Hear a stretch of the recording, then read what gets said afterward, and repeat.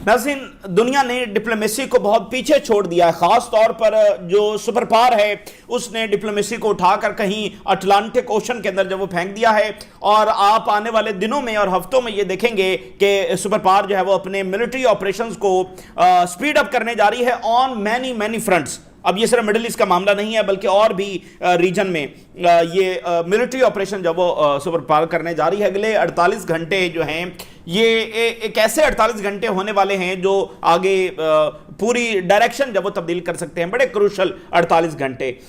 सबसे बड़ी अहम मुलाकात पुतिन और चीन के सदर की, क्योंकि ये मुलाकात एक ऐसे मौके पर हो रही है कि जब आगे बहुत कुछ होने जा रहा है और चीन और रूस ने फैसला करना है कि वो कहां पर खड़े होंगे, वो किस हद तक अमेरिका को कन्फ्रंट करने के लिए आएंगे। एक एक इत्तेहादी के ऊपर जब वो अटैक होने जा रहा है, तो ये बड़ी ही क्रूशल मुलाकात जब वो ये फैसला कौन, जाहिर है प्रेसिडेंट शी और पुतिन की बहुत सारी मुलाकातें हुई हैं, लेकिन इस मुलाकात की टाइमिंग जब बड़ी अहम है।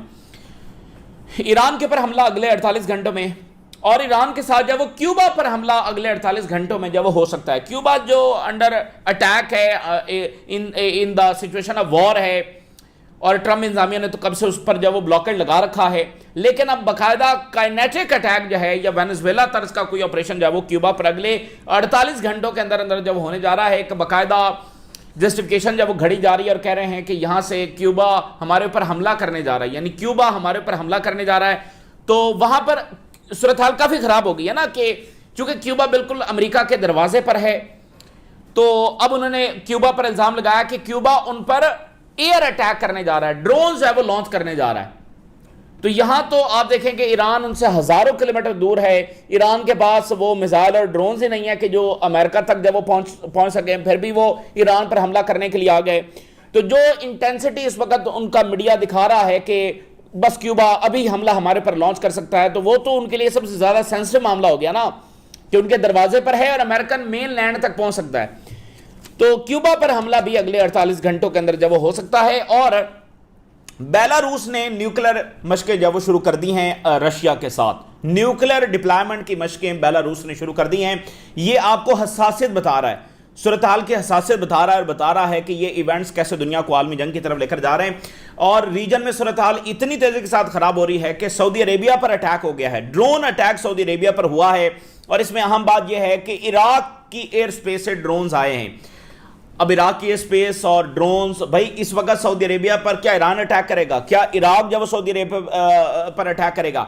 इराक में हमें पता है कि इसराइल ने खुफिया बेसेस बना रखी हैं, और इसराइल इस वक्त फॉल्स फ्लैग कर रहा है। ईरान ने इससे पहले, इस हमले से पहले वार्निंग दी है। तो ये तो बड़ी खौफनाक बात है ना। देखना, कोई सिक्योरिटी नहीं है इन मुल्कों की, कब कहां से कौन सा ड्रोन आ रहा है, कभी यूएई का न्यूक्लियर प्लांट, अब सऊदी अरेबिया। बड़ी ये हसास सूरत हाल है। देखें, गल्फ ममालिक की जो सिक्योरिटी इस तरह से डिरेल हो रही है, इसके नताज कभी अच्छे नहीं निकलेंगे, ये बात ज़हन में रखिए। तो अब ये बहुत सारी मजीद चीजों को जन्म देंगे। ये सिक्योरिटी सिचुएशन का डेटेरियोरेट होना, ये बहुत सारी चीजों को जब वो जन्म देने जा रहा है। तो ये तमाम सूरत हाल आपके साथ जब शेयर करेंगे। सबसे पहले ईरान ने मॉडिफाइड प्रपोजल भेजा, उसमें यह भी कहा कि हम कंपनसेशंस नहीं लेंगे, और न्यूक्लियर को भी एक लंबे अरसे तक उन्होंने एक फ्रीज करने की बात की। बहुत सारी चीजें उन्होंने कही, उसमें बहुत सारी कंसेशंस अमेरिका को दी। 1-1.5 घंटे के अंदर अंदर ही अमेरिका का जवाब भी आ गया है। वो कहते हैं हमें ये भी कबूल नहीं है, ये भी इनफ जो इनफ नहीं है। ये कंडीशन जो ईरान ने भेजी है ये भी इनफ नहीं है, ये प्रपोजल भी हमारे लिए इनफ नहीं है, तो हम हमला ही करेंगे। एक्सियोस की रिपोर्ट आई है और यूएस ऑफिशियल्स को कोट करते हुए उसने कहा है कि the modified Iranian proposal is insufficient for reaching agreement. नहीं, ये काफी नहीं है। अब आप जरा अंदाजा करें, हमला इन्होंने किया, जंग इन्होंने छेड़ी, इंतशार इन्होंने फैलाया, क्राइसिस इन्होंने खड़ा किया। ईरान फिर भी, आप देखें, दुनिया को शुक्र अदा करना चाहिए ईरान का, जिनके साथ इतना बड़ा जुल्म हुआ, जिनके साथ इतनी बड़ी ज्यादती हुई। उनको तो अब तक मैड हो जाना चाहिए था कि वो किसी को खातिर में ना लाते। और ये हमेशा हार्ड लाइनर ईरान को बात करते रहे हैं। अब तो वाकई उन्होंने हार्ड लाइनर हो जाना चाहिए था कि वो किसी डिप्लोमेसी को खातिर में ना लाते और कहते हमने को बात करनी ही नहीं है दुनिया से। ये पॉसिबिलिटी थी। आप तालिबान को देख लीजिए, क्या कोई मीनिंगफुल मुज़ाकरात वो कर रहे हैं कहीं पर? तो ईरानियंस भी ऐसे हो सकते थे, ठीक है ना, कि वो बिल्कुल दुनिया को साइड पर उठाकर और कहेंगे भाई हमने किसी से बात जब नहीं करनी। तो इनको शुक्र अदा करना चाहिए कि ईरान एक रिस्पॉन्सिबल पावर के तौर पर बिहेव कर रहा है, और वो सुप्रीम लीडर जिसका वालिद शहीद हो गया और फैमिली शहीद हो गई, वो इतनी तहम्मुल से बात कर रहा है, डिप्लोमेसी कर रहा है। अब क्या ईरान सरेंडर कर दे? देखिए ईरान का इतना नुकसान हो चुका है, वो सैंक्शंस के अंदर है, तो अगर उसको कोई चीज आगे अब लेकर जाएगी और अगर वो सरवाइव करेगा तो इमेज ऑफ विक्ट्री के साथ सरवाइव करेगा। और ईरान के पास क्या है? ईरान के पास तो कुछ नहीं है। एक इमेज ऑफ विक्ट्री उसके लोगों को जो मोराल बूस्ट देगी, इसी से वो आगे बढ़ेंगे। तो अब अमेरिका चाहता है कि नहीं, वो ईरान मुकम्मल सरेंडर ही करे। तो ईरान कैसे कर सकता है? ईरान जो मुनासिब डिमांड्स पेश कर सकता है, मुनासिब प्रपोजल दे सकता है, वो दे रहा है। उनमें मजीद भी वो कंसेशंस करता चला जा रहा है। लेकिन जो हमलावर हैं जिन्होंने ये क्राइसिस पैदा किया है, और उनके अपने हाईएस्ट ऑफिशियल, सदूर से लेकर सेक्रेटरी ऑफ डिफेंस से लेकर सेक्रेटरी ऑफ स्टेट से लेकर उनके आला तरीन जो एक्सपर्ट्स हैं, मीडिया एनालिस्ट हैं, थिंक टैंक्स हैं, वो सारे के सारे ये बयान कर रहे हैं कि ये गैर जरूरी जंग थी, इलीगल वॉर थी, एक अनजस्टिफाइड अग्रेशन था। लेकिन कहते हैं जी हमें तो मंजूर ही नहीं है, ये प्रपोजल ईरान का हमें मंजूर ही नहीं है। तो फिर किधर सूरत हाल जब जाएगी? और कहते हैं जी हम कोई प्रोग्रेस नहीं हो रही मुज़ाकरात में। और एक्सियोस ने रिपोर्ट में कहा है कि ट्रंप जो है वो कंसीडर कर रहा है ईरान पर हमला करने के लिए 24 घंटों में। एक्सियोस की दूसरी रिपोर्ट है कि ईरान पर हमला होने जा रहा है। और अभी न्यूयॉर्क टाइम ने कहा कि इसी वीक जब वो हमला होगा। और वजह क्या है? क्योंकि ईरान जो है वो मुज़ाकरात की तरफ बात नहीं कर रहा, वो कोई ऐसी रीजनेबल बात नहीं कर रहा, और ईरान जो है वो रिफ्यूज कर रहा है ट्रंप की डिमांड्स को। ईरान अभी भी इल्जाम जब ईरान पर कि ये जंग इसलिए होने जा रही है कि चूंकि मुज़ाकरात नहीं हो पा रहे। और भाई मुज़ाकरात क्यों नहीं हो पा रहे? और ट्रंप ने इजरायली चैनल 13 को बताया कि I think the Iranians should fear what's happening now. Iranians को डरना चाहिए। और फिर एक और मीडिया ने लिखा कि Trump patience is running out due to lack of progress with Iran. Iran has days, not weeks, to offer something that leads to breaking the deadlock. Iran के पास सिर्फ चंद दिन बचे हैं, उसके पास अब हफ्ते नहीं है, सिर्फ चंद दिनों में वो कोई हमें ऐसा ऑफर करे कि ट्रंप जो है वो उस पर राजी हो जाए। ट्रंप के सब्र का पैमाना लिबरेज हो रहा। और अभी ट्रंप ने जो ट्वीट किया, कहता है कि डेमोक्रेट्स और मीडिया ये पागल हो चुके हैं। अगर ईरान सरेंडर भी कर दे तो भी ये कहेंगे कि ईरान जीत गया है। यानी वो मीडिया जिसने दहाइयों तक इस प्रोपेगेंडे में हिस्सा डाला है। और जो जूलियन असांज हैं विकीलीक्स के बानी, उन्होंने कुछ साल पहले इंटरव्यू दिया। उन्होंने कहा कि पिछले 50 साल में जितनी भी जंगें हुई हैं are the results of media lies. Media सालों तक उन झूठों को घड़ता रहा है जो पीछे से उनको फीड किए जाते थे। So all the wars in the last 50 years are the result of media lies. तो वो मीडिया जिसने इस जंग को यहां तक पहुंचाया, दहाइयों तक ज़ायनिस्ट प्रोपेगेंडा को अगेंस्ट ईरान कंट्रीब्यूट किया, और इस वक्त भी वो कोई मॉरल क्वेश्चन नहीं उठा रहे हैं। क्योंकि शिकस्त इतनी बड़ी है तो वो लिख रहे हैं कि इसमें तो कोई अचीवमेंट नहीं हुई। तो ट्रंप को वो भी कबूल नहीं है, और ट्रंप उनको जो बुरा भला कह रहा है। सबसे जो पावरफुल स्टेटमेंट आई है वो जो टेलर ग्रीनी हैं, मागा की जो अहम रुकन जो मुस्ताफी हो गई, उन्होंने कहा है, ट्रंप को वार्निंग दी है। Greene warns of revolution if Trump sends troops into Iran. America में पॉलिटिकल रेवोल्यूशन आ जाएगा अगर ट्रंप ने फौजें ईरान भेजी। और उन्होंने कहा कि immediate and on Iran war होना चाहिए। यह बहुत बड़ी स्टेटमेंट है। यानी पूरा सिस्टम ही उलट पुलट हो जाएगा अमेरिका के अंदर। अमेरिका का पूरा सिस्टम, रेवोल्यूशन आ जाएगा अमेरिका में। तो वो ईरानियन रेवोल्यूशन को रिवर्स करने गए हैं, वो कह रही हैं अमेरिका के अंदर ही रेवोल्यूशन आ जाएगा। यानी लोग इतने तपे बैठे हैं कि वो फिर सड़कों पर निकल आएंगे। ये उनकी बात है। और आला तरीन वो ज़ाहिर रही हैं रुतबे के उस ओहदे के ऊपर, और बहुत करीब थी ट्रंप के। अच्छा, अब इधर क्या हुआ? सऊदी अरेबिया पर ड्रोन अटैक हुआ है, और बहुत ही ये डेंजरस एस्केलेशन है। और इराक की एयर स्पेस से ये ड्रोन्स आए हैं। उसके फौरी बाद ईरान और सऊदी अरेबिया के फॉरेन मिनिस्टर का राब्ता हुआ है। इराक और सऊदी अरेबिया का रब्ता हुआ। इराक ने बहुत तशवीश का इजहार किया और उन्होंने कहा कि हम ये चाहते हैं कि सऊदी अरेबिया हमें तमाम इंफॉर्मेशन एक्सचेंज करे कि ये कैसा हुआ और हम भी यहाँ पर मुकम्मल इन्वेस्टिगेशन है। भाई ईराक तो क्या अटैक करेगा सऊदी अरेबिया के ऊपर, और ईरान इस वक्त क्यों सऊदी अरेबिया पर अटैक करेगा? ईरान को यूएई पर भी अटैक नहीं करने की जरूरत नहीं है, ठीक है ना। ये कौन कर रहा है इतने मिस्टीरियस हमले? तो ये एक बहुत ही खौफनाक तूफान का पेश खैमा है ये फॉल्स फ्लैग ऑपरेशन। आज ही जो सीआईए के फॉर्मर एनालिस्ट हैं लैरी जॉनसन, बड़े ज़बरदस्त आदमी हैं, उन्होंने आज जो इंटरव्यू दिया उसमें उन्होंने फॉल्स फ्लैग की बात ही की है। उन्होंने कहा कि इसराइल की एक डॉक्यूमेंटेड हिस्ट्री है, यानी वो चीज़ें जो इस्टेब्लिश्ड है कि इसराइल ने कैसे फॉल्स फ्लैग ऑपरेशन किए हैं। तो इस वक्त जो गल्फ के ऊपर ये सारे हमले हो रहे हैं, इसका बुनियादी मकसद किसी भी तरह के मुज़ाकरात को रोकना है। और ईरान क्यों अटैक करेगा इस वक्त गल्फ मालिक के ऊपर? क्या अचीव कर लेगा ईरान इससे? कुछ भी नहीं। तो इसका बेनिफिशियरी कौन है इन फॉल्स फ्लैग ऑपरेशंस का? 3 ड्रोन्स भेजकर ईरान जब वो क्या कर लेगा, और सऊदी अरेबिया जिसके साथ एक अंडरस्टैंडिंग है। तो जो बड़ी डेवलपमेंट है, आज रॉयटर्स की खबर यह है कि पाकिस्तान ने फाइटर जेट्स जो वो डिप्लॉय कर दिए और थाउजेंड्स ऑफ ट्रूप्स, 8000 के करीब फौज और ये 2 स्क्वाड्रन जो हैं जेट्स के, वो सऊदी अरेबिया में जो है वो डिप्लॉय किए गए। ये एक बड़ी डेवलपमेंट है। देखिए आगे जो सूरत हाल पैदा हो रही है, बहुत सारे मुल्क इस जंग में डायरेक्ट जो है वो इन्वॉल्व हो सकते हैं। अब आप देखेंगे पाकिस्तान डायरेक्ट इसमें शामिल हो रहा है, यानी मजीद इन्वॉल्वमेंट हो रही है ना पाकिस्तान की, कि वहां पर उसने फौजें डिप्लॉय कर दी। अगर सूरत हाल और ख़राब होती है, पता नहीं जब जंग छिड़ेगी तो वो किस तरह से अनफोल्ड होगी। और हमें पता है कि पिछली जंग में सऊदी अरेबिया ने भी बराह रास्त जाकर हमले किए और पता नहीं क्या कुछ होता है, और एनर्जी साइट्स पर हमले, तो फिर पाकिस्तान भी बराह रास्त शामिल हो सकता है, क्योंकि किसी के हाथ में हालात नहीं होंगे। तो बहुत सारे मुल्क जब उसमें बराह रास्त ड्रैग होते चले जा रहे हैं। ये अब देखें कि ईरान जो है ना, वो मिडल ईस्ट में जो भी हो रहा था, ईरान की वजह से वो जो हीट थी वो पाकिस्तान तक नहीं पहुंचती थी, लेकिन चूंकि ईरान खुद अंडर अटैक आ गया है, तो आप देखिए पाकिस्तान मिडल ईस्ट में ऑटोमेटिकली इन्वॉल्व हो रहा है।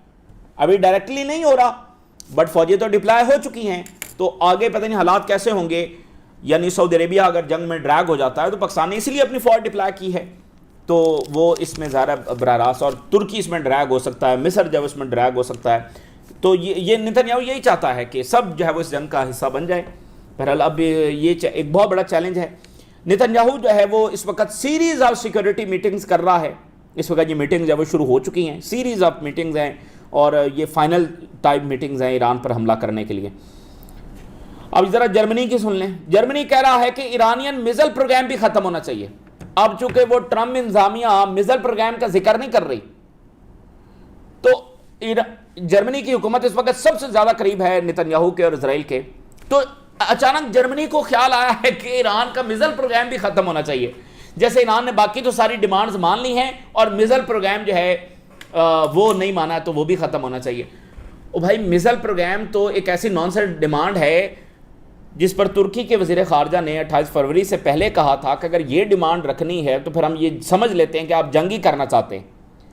और फिर जंग हुई, फिर ये मुज़ाकरात हो रहे हैं, तो अमेरिका ने खुद ये डिमांड छोड़ दी है, खुद ये डिमांड छोड़ दी, और वो कह रहे हैं नहीं इसको शामिल करो। वो डिमांड जो पहले दिन से सिरे से एक नॉनसेंस है, जिसका कोई नतीजा ही नहीं निकलना है। और आप किसी के कन्वेंशनल वेपन्स को कैसे कह सकते हैं वो ख़त्म करें? अगर ईरान आज बचा हुआ है और एज अ स्टेट सर्वाइव कर रहा है, तो इन मिसाइलों की वजह से कर रहा है। तो ईरान अपने मिसाइल दे दे, मतलब ये 2 न्यूक्लियर पावर्स हैं, और वो अपने मिसाइल भी दे दे। तो अमेरिका ने तो खुद ये डिमांड छोड़ दी, और जर्मनी।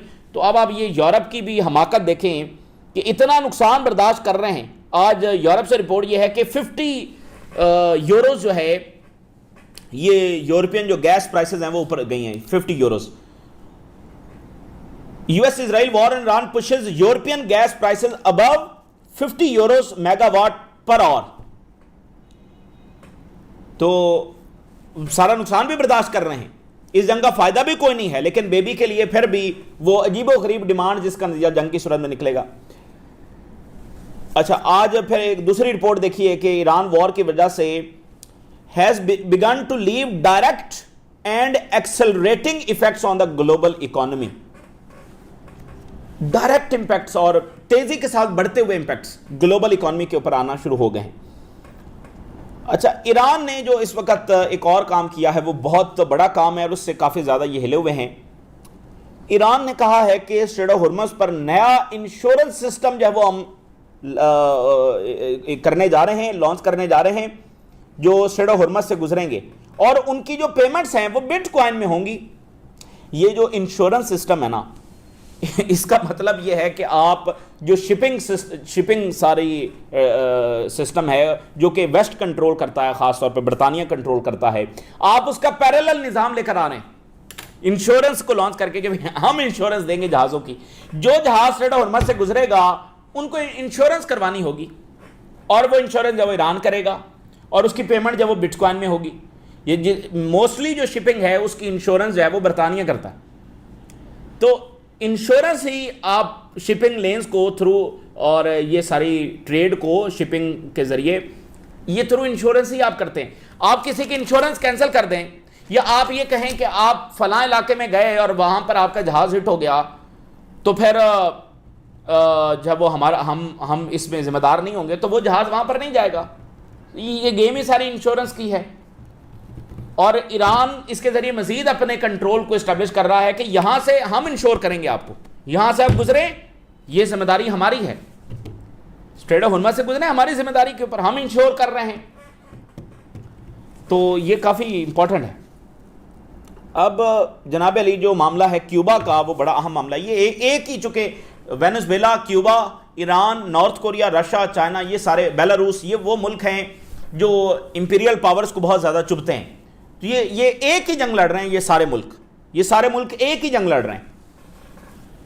तो अब क्यूबा जो है ना वो, अच्छा, ट्रम्प ने ना इसी साल एक ट्वीट किया था 1 जनवरी को या 3 जनवरी का जो मडोरो का वाकया हुआ था उसके बाद, यानी जनवरी के अंदर ही फर्स्ट वीक में या आगे पीछे उसने एक ट्वीट किया था कि वो, उसने नाम लिए थे कि यहां पर वो रिजीम चेंज चाहता है।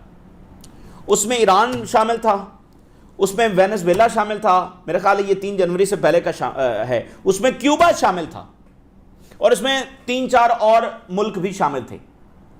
तो ये उसके जहन में ऑलरेडी है, यानी वो इस सारी जंग, वो तमाम जगहों पर रिजीम चेंज चाहता है, वो तमाम ममालिक जो अमेरिकन हेजेमनी को चैलेंज कर रहे हैं। तो वेनेजुएला पर उसने कर लिया, अब वो ईरान पर कर चुका है और क्यूबा की तरफ वो बढ़ रहा है। और अगले 48 घंटों में जो बड़ी डेवलपमेंट है कि इस वक्त अमेरिकन मीडिया पर ज्यादा डिस्कशन रिगार्डिंग क्यूबा हो रही है। आपको पता है ना, जिस तरह से इनका मीडिया एक हाइप क्रिएट करता है, हो बड़ा खतरा, ईरान जो है वो मिसाइल लॉन्च करने जा रहा है। तो इस वक्त उनका सबसे बड़ा इशू बना हुआ है क्यूबा। यानी अगर आप, अच्छा, अमेरिकन मीडिया भी 2 तरह का, इन्होंने बड़े तरीके से, ज़ायनिस्टों ने बड़े तरीके से अमेरिकन पब्लिक को भी इग्नोरेंट रखा हुआ है। जो वहां पर केबल के ऊपर चैनल चलते हैं उसमें ये जो इंटरनेशनल अफेयर्स और ये वो उस तरह से नहीं दिखाए जाते, बड़े कंट्रोल्ड अंदाज में, ठीक है ना, बड़े तरीके से इन्होंने इग्नोरेंट जब रखा हुआ। सो इन्होंने वहां पर इस वक्त यानी खप पड़ी हुई है कि क्यूबा में ड्रोन आ गए हैं और क्यूबा हमला करने जा रहा, यानी ये सुबह शाम वहां पर ये चल रहा। और चूंकि एक 60s के अंदर बहुत बड़ा मिसाइल क्राइसिस पैदा हुआ था जॉन एफ कैनेडी के ज़माने में, जिसमें अमेरिका ने तुर्की में मिसाइल डिप्लॉय किए थे, जिसके जवाब में रशिया ने क्यूबा में मिसाइल डिप्लॉय कर दिए थे और दुनिया एक न्यूक्लियर जंग के दहाने पर थी। तो वो एक बड़ा फेमस केस है मिसाइल क्राइसिस का, ठीक है ना, क्यूबन मिसाइल क्राइसिस को कहा जाता है। तो फिर उसमें बड़े हंगामी राब्ते हुए और आखिरकार उसका हल निकला। अमेरिका ने तुर्की से अपने जो मिसाइल हैं वो निकाल लिए और रशिया ने जो है वो वहाँ से क्यूबा से निकाल लिए। तो चूंकि क्यूबा इसलिए अहम है कि क्यूबा अमेरिका के दरवाजे पर है। यानी आप देखें, अमेरिका ने वर्ल्ड वॉर 2 के बाद जितनी भी जंगें लड़ी हैं, अमेरिकन मेनलैंड पर तो कोई जंग नहीं लड़ी है, अमेरिकन मेनलैंड के ऊपर तो कोई जंग नहीं हुई है ना। तो मेनलैंड ज़ाहिर है हर किसी के लिए मसला है, कोई भी नहीं चाहता, मतलब जो बड़ी पावर्स हैं, यानी चाइना भी नहीं चाहता कि उसकी मेनलैंड पर कोई जंग हो और अमेरिका भी नहीं चाहता और रशिया भी नहीं चाहता, लेकिन रशिया की मेनलैंड तक तो जंग फैल चुकी है। सो अब वो कह रहे हैं कि क्यूबा से डायरेक्ट अमेरिकन मेनलैंड पर हमला होने जा रहा है। ये ज़ाहिर किसी मुल्क के लिए सब सेंसिटिव बात होती है। तो क्यूबा ने कहा है कि ये टोटली एक फ्रॉडलेंट केस है। मतलब आप सोचें, nuclear power America, super power America, Cuba छोटा सा मुल्क, हाथी के मुकाबले में एक चिड़िया, वो अमेरिका पर अटैक करेगा। और ड्रोन कितने हैं जी? 300 ड्रोन हैं। क्यूबा 300 ड्रोन के साथ सुपर पावर के ऊपर अटैक करने जा रहा। सो क्यूबा ने इसको सख्ती से रद्द किया और कहा कि ये टोटल फ्रॉडलेंट केस है, जो क्यूबा पर असल में हमला करने के लिए जस्टिफिकेशन घड़ी जा रही है। तो इस वक्त अमेरिकन पब्लिक को बताया जा रहा है कि सबसे बड़ा मसला इस वक्त क्यूबा, इमीडिएट मसला जो है वो क्यूबा है, क्योंकि यहां से मेन लैंड पर हमला होने जा रहा है। Cuba warns of US building fraudulent case for military action, exclusive US eyes attack drone threat from Cuba, कि ड्रोन थ्रेट है क्यूबा से और वो अटैक करने जा रहे हैं। और गार्डियन लिख रहा है कि क्यूबा ने वार्न किया है कि अगर मिलिट्री एक्शन हुआ तो फिर हम बहुत सख्त जब वो मतलब हम पूरी अपनी रेजिस्टेंस जब वो करेंगे। तो ये अब अच्छा, इल्जाम भी ईरान के ऊपर डाला है और रशिया के ऊपर डाला कि ये ईरान और रशिया जो है वो हमला करवाने जा रहे हैं। तो ये तमाम चीज़ें जब वो ज़ाहिर आपस में कनेक्टेड हैं। वो वेनेजुएला में भी इन्होंने ईरान, हिजबुल्ला, हमास कहा कि ईरान और हिजबुल्ला और हमास जब वो वेनेजुएला पहुंच गए हैं, इसलिए वेनेजुएला में ऑपरेशन करना बड़ा ज़रूरी है। सो जब प्यूटन और शी अगले 24 घंटों में बैठेंगे तो ये तमाम चीज़ें डिस्कस कर रहे होंगे। हो सकता है उनकी मुलाकात के दरमियान ही ट्रंप जो है वो इधर क्यूबा पर हमला कर रहा हो, क्योंकि ट्रंप को चाइना से मिला कुछ नहीं है, तो वो काफ़ी ज़्यादा जब वो गुस्से में भी है, उसकी ईगो भी बहुत बुरे तरीके से जब वो हर्ट हुई है। सो अब वो है अपनी मिलिट्री को ऑलरेडी वो इस्तेमाल कर रहा है, अब वो स्पीड अप करेगा अपनी मिलिट्री के इस्तेमाल ही को। और ग्रीनलैंड के मामले पर यूरोप पे मजीद प्रेशर आने वाला है। ग्रीनलैंड के हवाले से ट्रंप ने उनको कहा है कि भाई इस पर मुझे फैसला चाहिए, क्योंकि ट्रंप को अब ये है कि अगर मिड टर्म इलेक्शन ये हार गया तो फिर ये फारिग भी हो सकता है, मेजॉरिटी उधर चली जाएगी, तो फिर ये इसकी इंपीचमेंट भी हो सकती है। फिर बहुत सारे रेजोल्यूशन इस वक्त आप देखें ना नहीं पास हो रही, तो वो पास भी हो सकती हैं। तो ये अगले जो 6 महीने हैं ट्रंप के, ये बहुत ज़्यादा इंस्टेबिलिटी वाले होने वाले हैं। और जो बुनियाद इस वक्त रखी जा रही है, ये अगले 20 साल की जंगें खत्म नहीं होंगी। जो बुनियाद इस वक्त रखी जा रही है, ये जंगें अगले 20 साल तक खत्म नहीं होंगी। तो ये इस वक्त ताज़ा तरीन डेवलपमेंट्स हैं जो हमने आपके साथ शेयर किया। हमने राय से रोगा करें, इजाज़त दीजिए, अल्लाह हाफ़िज़।